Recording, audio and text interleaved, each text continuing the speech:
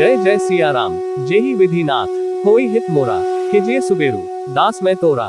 जेहि विधि प्रभु प्रसन्न मन होई, करुणा सागर कीजी सोई। आप सभी का हमारे चैनल स्पिरिचुअल सर्वर्स में हार्दिक स्वागत है। आपका दिन शुभ हो। चैनल को लाइक फॉलो सब्सक्राइब करना ना भूले।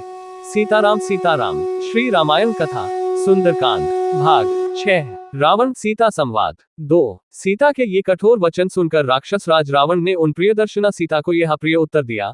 लोक में पुरुष जैसे जैसे अनुनय विनय करता है, वैसे वैसे ही वह उनका प्रिय होता जाता है, किंतु मैं तुमसे जो जो मीठे वचन बोलता हूँ त्यों त्यों तुम मेरा तिरस्कार करती जाती हो। तुम्हारे प्रति जो मेरा प्रेम उत्पन्न हो गया है, वही मेरे क्रोध को रोक रहा है। हे समुखी, यही कारण है कि वध और तिरस्कार के योग्य होने पर भी मैं तुम्हारा वध नहीं कर रहा हूँ। मिथिलेश कुमारी, तुम मुझसे जैसी कठोर बातें कह रही हो, उनके प्रतिकार में तुम्हें कठोर प्राणदंड देना ही उचित है। हे सुंदरी, मैंने तुम्हारे लिए जो अवधि नियुक्त की है उसके अनुसार मुझे 2 महीने और प्रतीक्षा करनी है। तत्पश्चात तुम्हें मेरी शैया पर आना ही होगा। स्मरण रखो, यदि 2 महीने बाद तुमने अपना पति स्वीकार नहीं करोगी तो मेरे रसोइये मेरे कलेवे के लिए तुम्हारे टुकड़े टुकड़े कर डालेंगे। राक्षस राज रावण के इन वचनों को सुनकर पातिव्रत्य और पति के शौर्य के अभिमान से परिपूर्ण सीता ने कहा, निश्चय ही इस नगर में तेरा भला चाहने वाला कोई भी ऐसा पुरुष नहीं है जो तुझे इस निंदित कर्म से रोके। नीच राक्षस, तूने अमित तेजस्वी श्री राम की भार्या से जो पाप की बात कही है, उसके परिणाम स्वरूप दंड से तू कहां जाकर छुटकारा पाएगा। मैं धर्मात्मा श्री राम की धर्मपत्नी और महाराज दशरथ की पुत्रवधू हूँ। दशमुख रावण, मेरा तेज ही तुझे भस्म कर डालने के लिए पर्याप्त है। केवल श्री राम की आज्ञा न होने से और अपनी तपस्या को सुरक्षित रखने के विचार से मैं तुझे भस्म नहीं कर रही हूँ। निस्संदेह तेरे वध के लिए ही विधाता ने यह विधा रच दिया है। तू कितना वीर और पराक्रमी है इसका पता तो मुझे उसी दिन चल गया था, जब तेरे पास इतनी विशाल सेना बल और तेज होते हुए भी तू मुझे चोरों की भांति मेरे पति की अनुपस्थिति में चुरा लाया था। क्या इससे तेरी कायरता का पता नहीं चलता? सीता के मुख से ऐसे अप्रत्याशित एवं अपमानजनक वचन सुनकर रावण का संपूर्ण शरीर क्रोध से थर-थर कांपने लगा।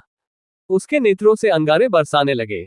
वह दहाड़ता हुआ बोला, अन्याय और निर्धन मनुष्य का अनुसरण करने वाली नारी, जैसे सूर्यदेव अपने तेज से प्रातःकालिक संध्या के अंधकार को नष्ट कर देते हैं, उसी प्रकार मैं तेरा तत्काल विनाश किए देता हूँ। तत्पश्चात रावण ने एकाक्षी, एक आंख वाली, एक कर्णा, एक कान वाली, अश्वपति घोड़े के समान पैर वाली, सिंहमुखी, सिंह के समान मुख वाली आदि विकराल दिखाई देने वाली राक्षसियों को संबोधित करते हुए कहा, जिस प्रकार भी हो, सीता को मेरे वश में होने के लिए विवश करो। यदि वह प्रेम से न माने तो इसे मनचाहा दंड दो, ताकि यह हाथ जोड़कर गिड़गिड़ाती हुई मुझसे प्रार्थना करे और मुझे अपना पति स्वीकार करे। राक्षसियों को इस प्रकार आज्ञा देकर काम और क्रोध से व्याकुल हुआ राक्षस राज रावण सीता की ओर देखकर गर्जना करने लगा।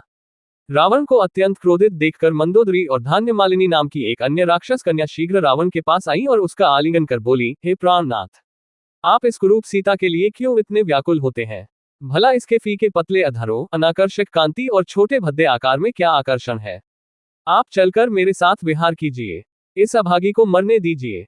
इसके ऐसे भाग्य कहाँ जो आप जैसे अपूर्व बलिष्ठ, अद्भुत पराक्रमी, तीनों लोकों के विजेता के साथ रमण सुख प्राप्त कर सके। नाथ, जो स्त्री आपको नहीं चाहती, उसके पीछे उन्मत्त की भांति दौड़ने से क्या लाभ? इससे तो व्यर्थ ही मन को दुख होता है। जब उन राक्षसियों ने ऐसा कहा और उसे दूसरी ओर हटा ले गई तो मेघ के समान काला और बलवान राक्षस रावण जोर जोर से हंसता हुआ अपने भव्य प्रासाद की ओर चल पड़ा। जय जय सिया राम। आगे की कथा भाग 7 कल आपको पुनः मिलेगी। आप सभी का दिन शुभ हो। हमारे चैनल पर बने रहने के लिए लाइक फॉलो और सब्सक्राइब करना ना भूलें। जय जय सिया राम।